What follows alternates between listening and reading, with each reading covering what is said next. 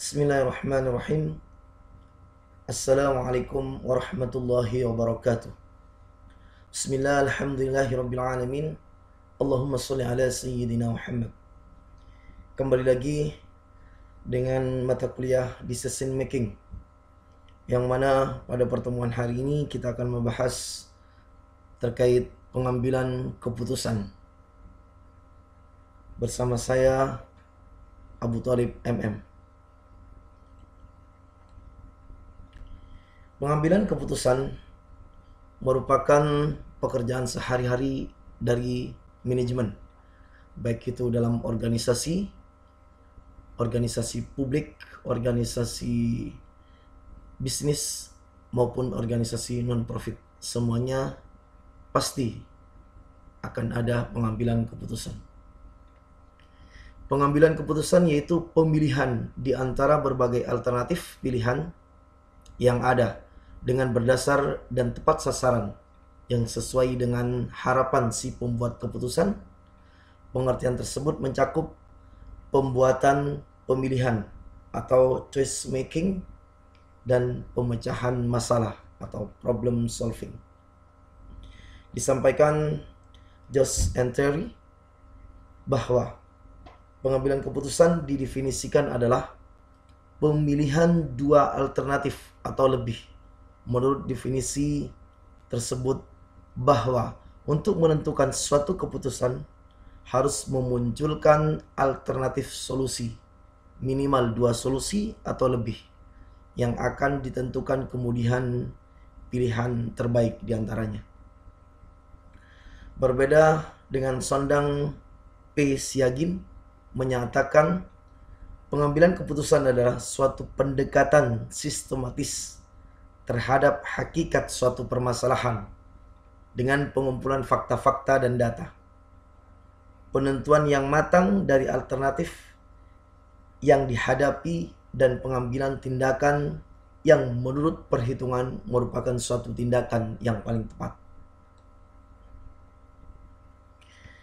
Dengan demikian, berlandaskan teori tersebut di atas, dapat disimpulkan bahwa pengambilan keputusan adalah pilihan alternatif penyelesaian permasalahan dengan terlebih dahulu memahami permasalahannya dengan cara mengurai masalah sehingga didapatkan pokok permasalahan atau bukan permasalahan. Selanjutnya, dengan keilmuan dapat merumuskan berbagai alternatif penyelesaian permasalahan yang berdasar dan didukung data dan fakta yang akurat. Selanjutnya, dasar pengambilan keputusan.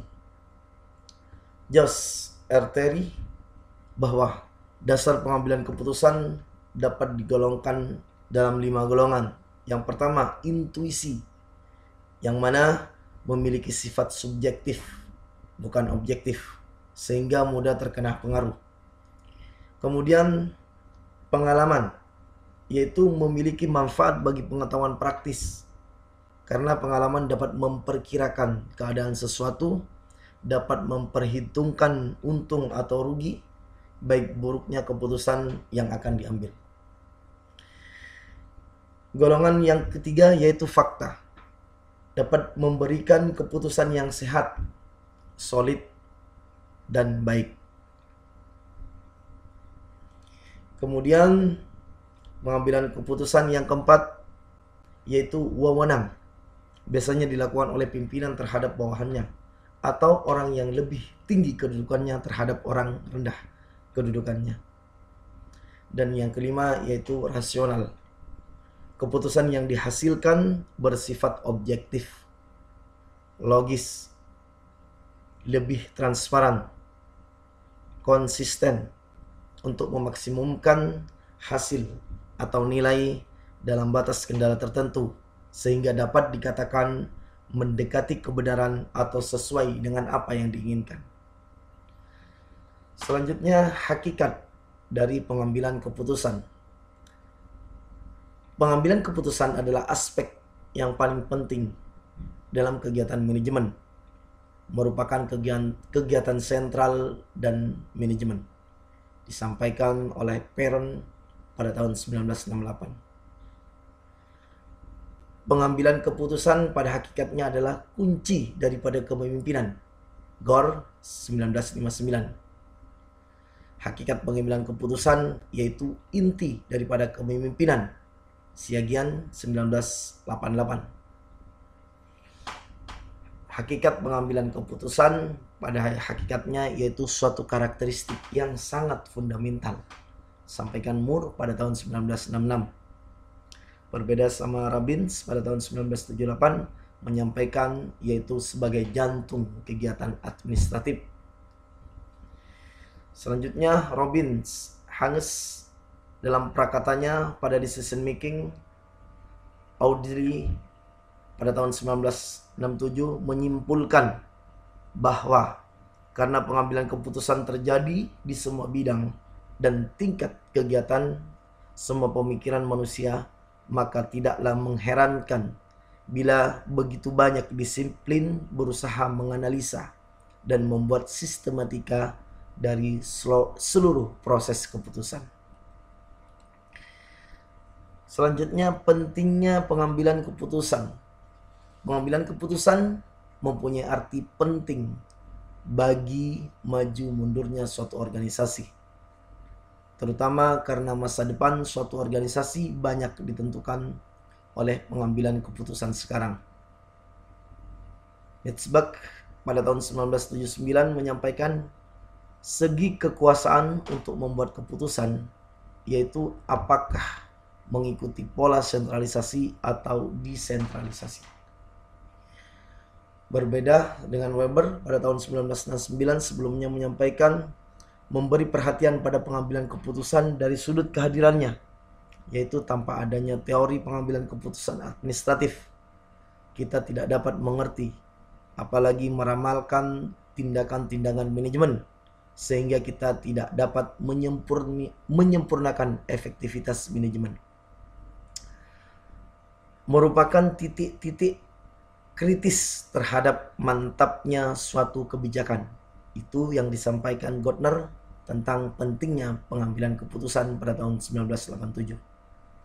Dan yang terakhir, Herbert Simon menyampaikan 1982, pentingnya pengambilan keputusan mengingat betapa besar peranan pengambilan keputusan dalam tubuh organisasi manapun. Kemudian, pengambilan keputusan yang efektif.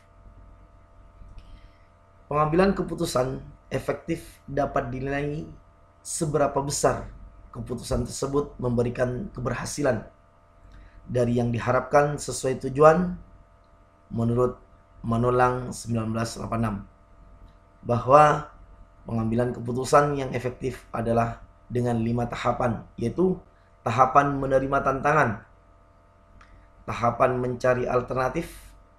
Artinya pengambilan keputusan yang efektif sudah ada alternatif sebelumnya. Kemudian pengambilan penilaian alternatif, ada nilai terhadap alternatif. Tahap menentukan pilihan dan menjadi terikat. Dan yang kelima, tahap berpegang pada keputusan. Itulah tahapan-tahapannya. Selanjutnya, terima kasih. Semoga materi ini bisa menjadi rujukan adik-adik belajar di rumah. Demikian sedikit materi terhadap pengambilan keputusan. Wassalamualaikum warahmatullahi wabarakatuh.